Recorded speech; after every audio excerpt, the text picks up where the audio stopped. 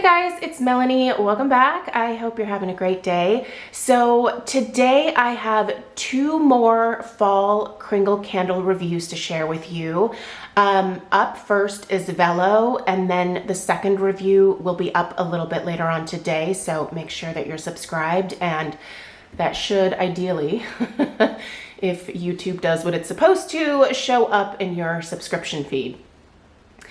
So I am nearing the end of the fall candles that were released this year from Kringle.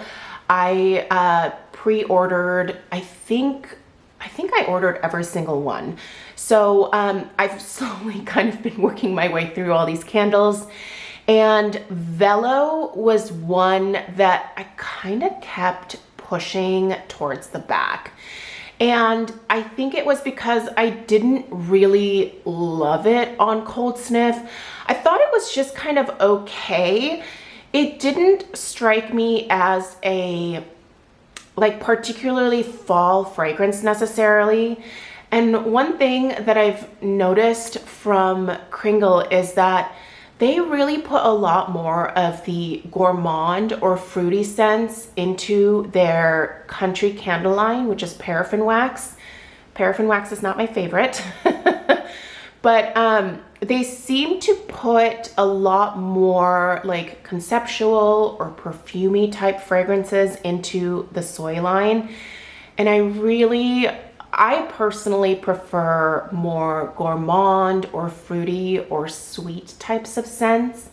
And so, especially in the fall, like this is the season where I think a lot of gourmand scents really shine. And I was really hoping that there would be a little bit more gourmand in the soy candle line. I'm not quite sure why that is. I have asked Mick before, and he said that there are certain types of fragrance oils that just perform better in certain types of wax. So I'm gonna guess that that is the explanation here, is that maybe a lot of these gourmand scents that they put into the country candle line just wouldn't do well in the soy wax. But I would really love to see Kringle do a lot more gourmand in their soy line, because that's really my favorite formula from them. I've told you guys many times before, I'm just not a paraffin wax girl anymore. I used to be. I mean, back in the day, like when, especially when shopping at Yankee, like that was mostly what was available, was the paraffin formula from them. And I just didn't find it to be the best performing all the time. And it is prone to sooting a little bit more. I figured out some tips and tricks to get it to burn a lot more cleanly.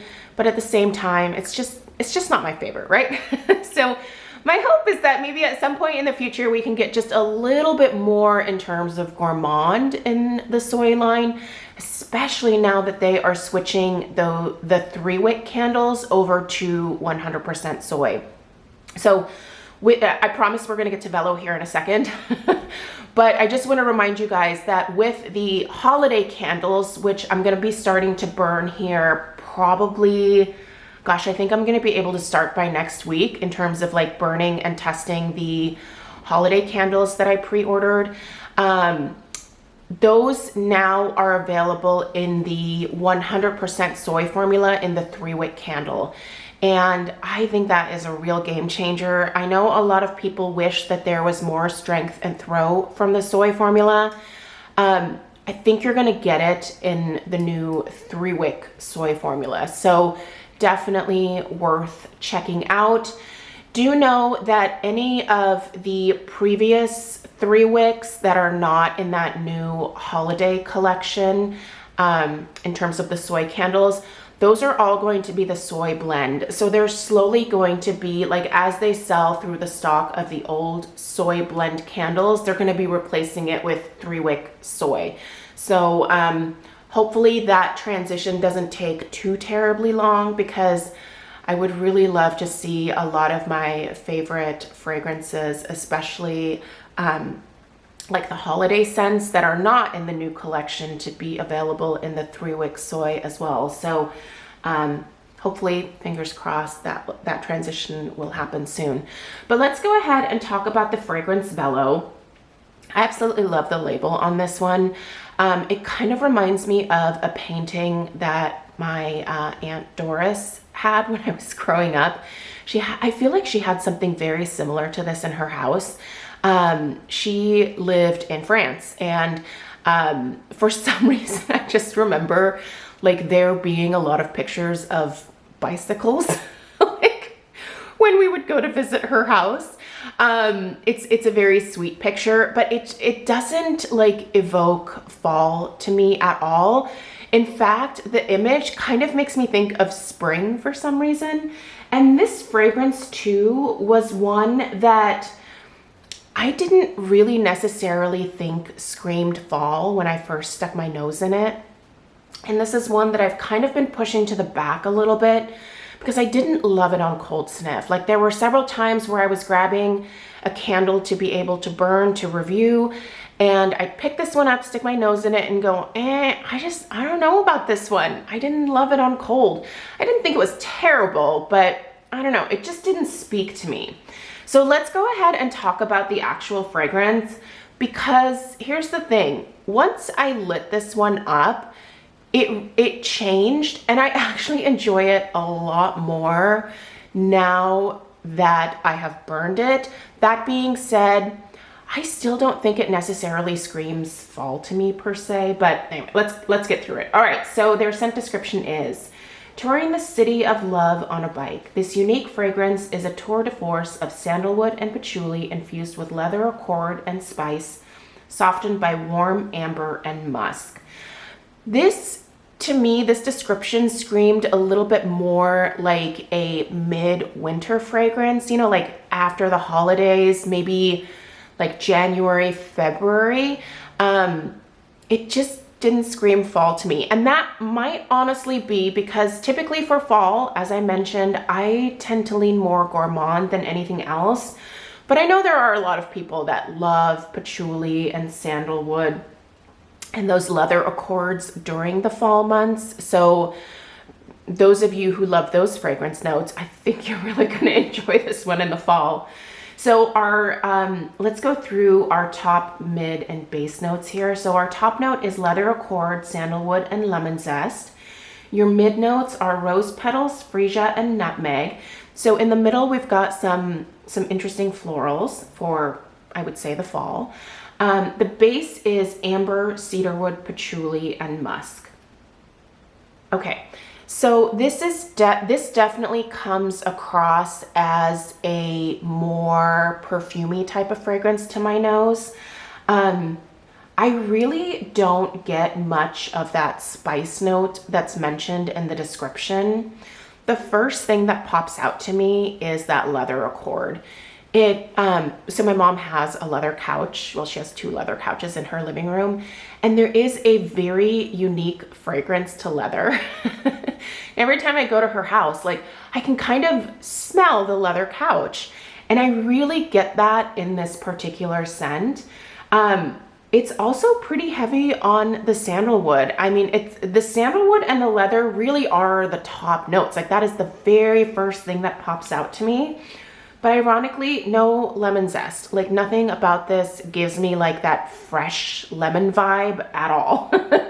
It feels like a slightly heavier perfumey scent. And it's not light and airy. Like if you're looking for a light and airy type of scent, I don't think this is gonna be the one for you. In terms of those middle floral notes of rose petals and freesia, I don't know that I really pick up much floral either. I have the lid behind me here just so I can have the fragrance a little bit closer to my nose. Yeah, I really don't pick those up on cold sniff or when it's burning. Now, and the nutmeg, like I mentioned, I don't get much in the way of any type of spice from this. But these base notes, I feel like this is almost just top and base notes because I absolutely get amber. There's that warm, cozy, like very typical amber note in this, and I really like it. I love amber in terms of personal fragrance. I have a lot of perfumes that have an amber base to them, and oh, I love them. It's my favorite. Amber works really well with my particular body chemistry, and the patchouli that's in here is really nice when it's burning. It does not smell like the dirty hippie patchouli that I mention quite frequently. It's more of a mature, like softer type of patchouli. Definitely more of like a personal fragrance patchouli. And personal fragrance as in like, I guess, nicer smelling patchouli and that more like earthy, like super dirty smelling patchouli. I get the musk in here, and I absolutely pick up that cedar wood as well. This is just a very complex, slightly, I guess, maybe darker, perfumey type of scent, but it's not crazy heavy. It's very interesting. I really like this one burning. It just kind of transforms into something that comes across as like a perfume that I would wear like in the winter time. I've been burning this in my kitchen, which is totally the wrong place for it, but I really wanted to test the strength and throw of this one because I thought it would probably end up being fairly strong when it's burning. And it is. As far as like a soy candle from Kringle, I think this is one of like the stronger ones, at least in this 2-wick format. In the kitchen, it's a little bit of a like dead zone in there for me in terms of airflow sometimes. And things just kind of tend to like stay like within the kitchen space, like the kitchen nook. Sometimes they'll travel into like the family room, and that whole area back there is kind of connected. We have a very open concept house. And this one has been a like rock star in terms of performance. The strength of this, I'm not gonna put it at an 8. I feel like that would be pushing it, but I would definitely put it between a 7 and a 7.5. This is quite strong. I took out the garbage the other day and then went down to check the mail. So, you know, got some nice fresh air, came back in through the garage door, and this like smacked me in the face. I was like, holy cow, I had no idea how strong this was until I walked out and breathed some fresh fall air and then came back in. It was really quite strong. And the throw of it, like, this actually filled a decent part of the downstairs, and that is fighting against the bad airflow in my kitchen. So I'm gonna put the throw of this, I'm gonna say comfortably like a 7. I mean, I smelled it through almost most of the downstairs, and I was burning this one alongside the second candle that you guys are gonna see a review of a little bit later on. This was the one that stood out over the other one. And the other one also has a similar type of like fragrance vibe where it's a little bit more perfumey in its presentation. This one knocked it out. I will say if you're nervous about fragrances like this, definitely start out with a Daylight or the wax melts in this one. They are both currently available. I will link where you can purchase Kringle candle in the description box below this video, and I'll also put my discount code. There are some sales happening with the fall fragrances. They're listed on the main page. My discount code works with most of the sales that happen at Kringle. If the sale is like a really fantastic deal, the additional discount code won't work, but it's always worth trying to plug it in at checkout to see if you can save a little bit more money. But yeah, this is one where I would say if you're adventurous or you typically like perfumey fragrances, you should check this one out.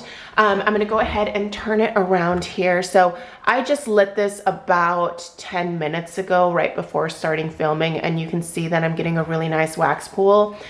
Clean burn. This is why I love these Kringle soy formula candles. I never have to worry about the wicks with these. I never have to worry about sooting with these. I never have to worry about discolored wax.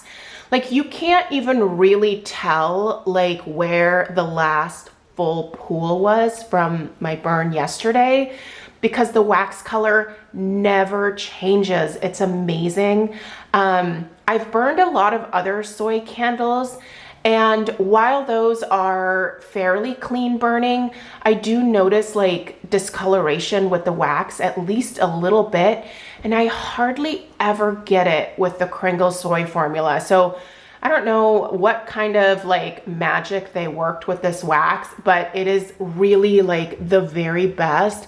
And this is why I would really love to see the soy formula offer more gourmand fragrances because that's really what I personally love. So fingers crossed for me.